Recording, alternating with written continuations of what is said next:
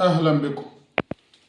لا صوت يعلو في مصر فوق صوت المصريين، لا لعملية التهجير، لا لتهجير الفلسطينيين إلى سيناء.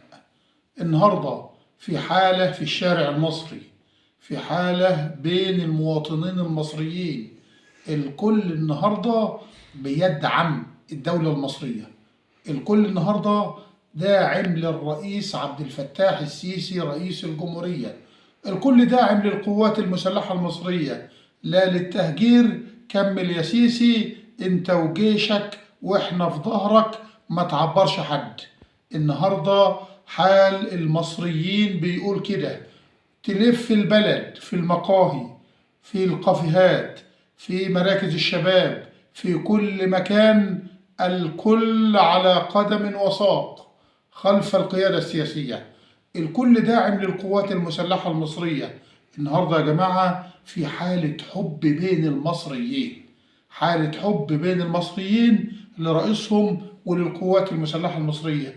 أنا أكتر واحد سعيد بتصريحات المجنون ترامب حول تهجير الفلسطينيين إلى سيناء وإلى الأردن. هتقول لي سعيد ليه يا عم سامح؟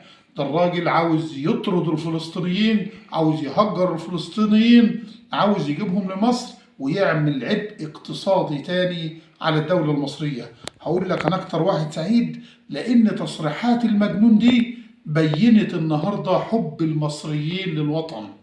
النهاردة يا جماعة تصريحات المجنون كانت سبب رئيسي في تمسك المصريين بالوطن والتفافهم خلف القيادة السياسية. النهاردة مفيش فرق بين المصريين، الكل النهاردة متمسك بالوطن. بينت حب المصريين للرئيس عبد الفتاح السيسي وللجيش المصري، بينت دعمهم اللامحدود للرئيس وللقوات المسلحة. تصريحات ترامب عملت حالة من الحب والولاء والانتماء لأرض الكنانة، لأم الدنيا.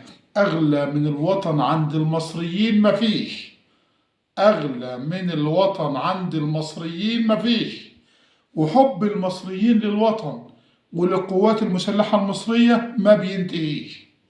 المصريين يا جماعة وقت الجد كل الشعب المصري جيش، مفيش شعب. وقت الجد كلنا جيش، مفيش شعب. النهاردة في حالة حب بين المصريين. تصريحات ترامب ده هيندم عليها، تصريحات ترامب دي لازم يتراجع فيها، تصريحات ترامب لازم يراجع نفسه فيها. وسائل التواصل الاجتماعي النهاردة كلها يعني النهاردة مفيش كلام إلا عن التهجير. النهاردة الأخوة الأشقاء الفلسطينيين كلهم سعداء بالدور المصري وبالموقف المصري الرافض لعملية التهجير، لأنهم يعلمون جيدا بأن من يخرج من قطاع غزة لن يعود إلى القطاع مرة تانية. الرئيس عبد الفتاح السيسي يا جماعة راجل مخابراتي، مش رئيس مدني ولا رئيس، راجل مخابراتي عارف بيعمل إيه وعارف يتعامل مع الصهاينة.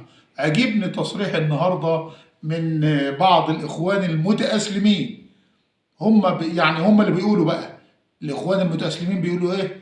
بيقولوا الرئيس عبد الفتاح السيسي راجل دماغه متكلفة وهو اللي يقدر يتعامل مع الصهاينة. شفت الإخوان المسلمين اللي بيقولوا، مش إحنا اللي بنقول، الإخوان المسلمين بيقولوا إن الراجل ده دماغه متكلفة، الراجل ده خبرته العسكرية كبيرة، الراجل ده راجل مخابراتي، الراجل ده الوحيد اللي يقدر يتعامل مع الصهاينة. وفعلا مصر يا جماعة دولة كبيرة، مصر ما بتعبرش حد، مصر دولة محترمة تستطيع إن هي تقول أي أو لا. قرارها من رئيسها، قرارها من جيشها. إحنا ما فيش حد وصى علينا، إحنا ما فيش حد وصى علينا، دولتنا دولة كبيرة. النهارده باللي أنا شفته ده يا جماعة، النهارده عيد.